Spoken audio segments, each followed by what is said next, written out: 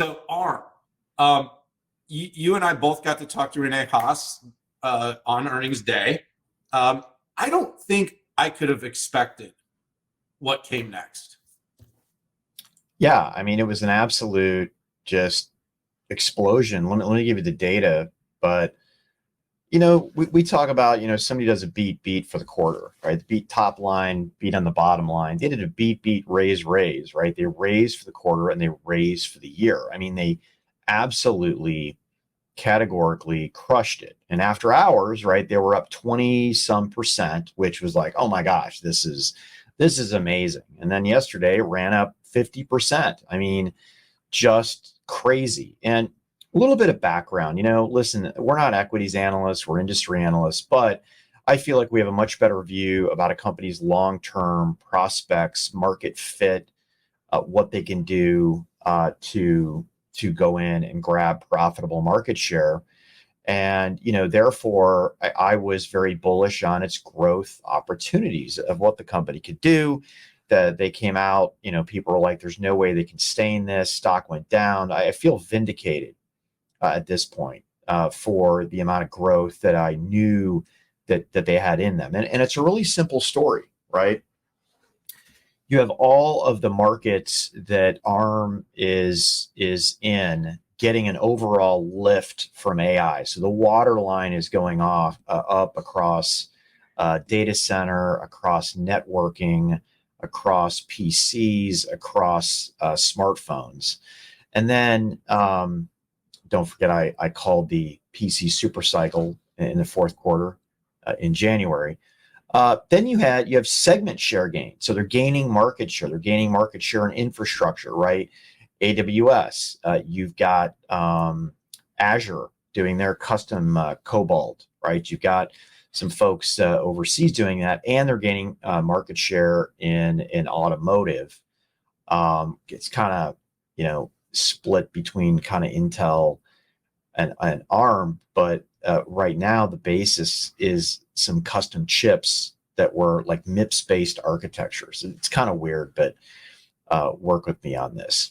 And then you've got content gains in areas like smartphones. Well, what do you mean by that? Well, you have some people, you have small cores and you have big cores. And then you've got V8 version cores and V9 cores.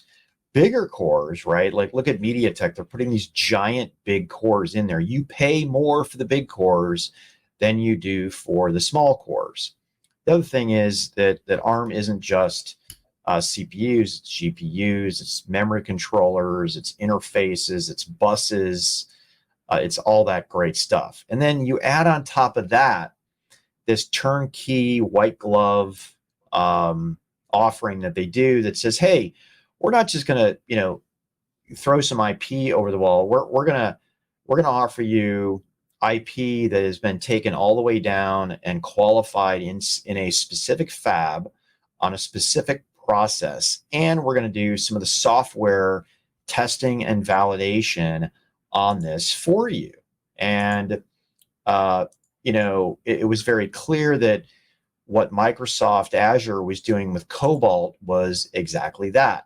And I will bet that AWS Graviton has a certain element of turnkey as well. So here we are, I don't know where they opened today, pretty dramatic. So they asked me on Yahoo Finance, Julie, hey, is this like real?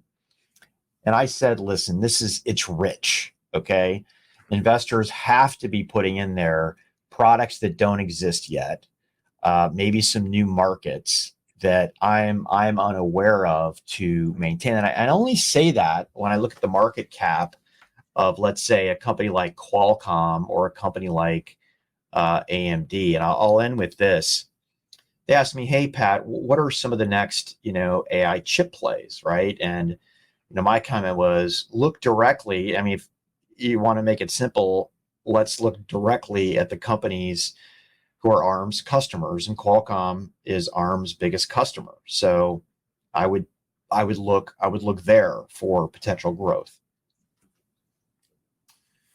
Yeah, you called it out I called it out. It was really, really interesting.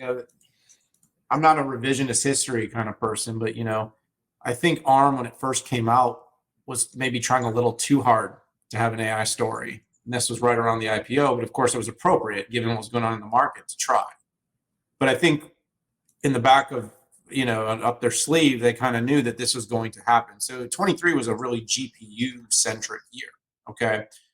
And the thing about the GPU centric year was there were some plays for CPU. It was substantial because again, the GPU doesn't run it's not running the application. You still got to have those big CPU cores. That's the whole Grace Hopper. NVIDIA is if you wanted a proof point, NVIDIA gave you a proof point. They chose an ARM-based architecture for the CPU side of their high performance computing offerings that they were developing. Having said that, though, the obvious part is that what's the killer app? This is when we get to the Vision Pro. We can talk about this some more. God, it's dumb. All right, but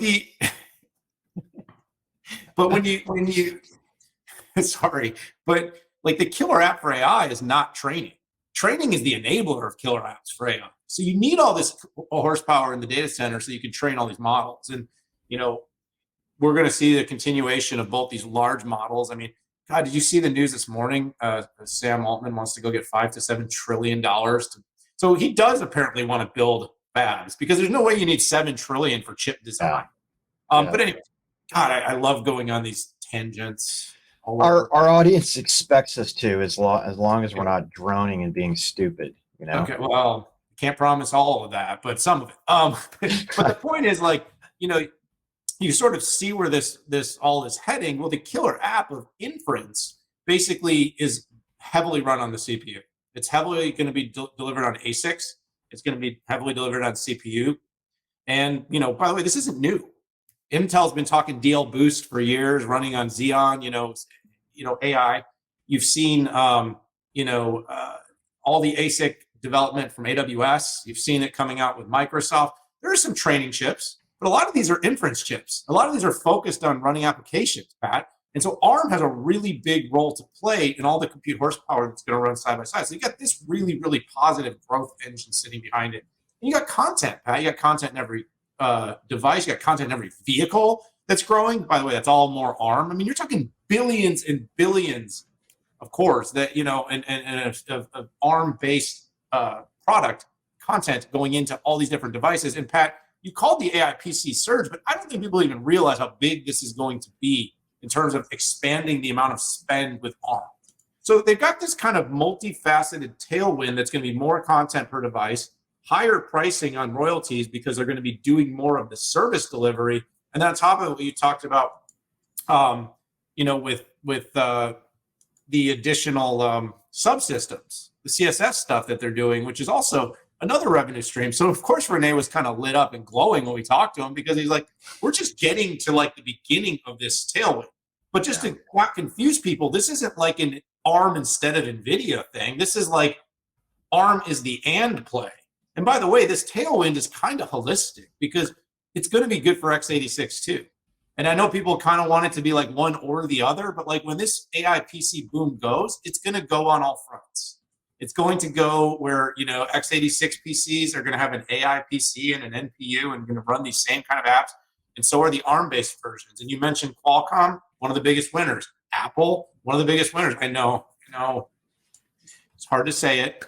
But, and by the way, all these vendors that are creating different systems and the cloud providers, Pat, AWS, Microsoft, totally. Ampere and Google, Ampere and Oracle, they're all going to be winners too. And so the market, by the way, I got one prediction, final note on this topic. The one reason people loved this was because for the very first time, these analysts could actually put something in their spreadsheet and start to figure out how much money ARM is going to make from AI. There's no other reason the stock goes up 50% or more in a day, except for the fact that people can now say, oh my gosh, we see how they're going to make money, which was the question mark when ARM came out was they don't make a lot on their licensing and their royalties. Well, they're changing their business model. And by the way, every company that comes out IPO, you can be sure probably has about 6 to 8 quarters that they see in their forward-looking mirror that they know they can hit targets. And it's not always the case, but you can be sure SoftBank and ARM had a good idea of how they were going to make this run. and they picked a good time to come out. So Yeah, I had to throw out a truth bomb on Yahoo Finance, basically backing up what you said. Actually, most inference is run on a CPU, and I'm not saying on an SoC that has an NPU. That's what nobody talks about. But the problem is nobody can measure that, right? And Intel can't say X% of this is run on this because a CPU is the most diverse piece of silicon you can have, and you can't measure it, right? Yep. Anyways, maybe we will. I mean, measures of merit are important. We should ask Ryan Shrout, the president of I actually think this is more in the line of your data business, to be honest. Well, I just mean like we should have some fun testing and competing all these different AI PCs and data center workloads. But yeah, we got something for everybody. Yeah. You want the data? We got that too.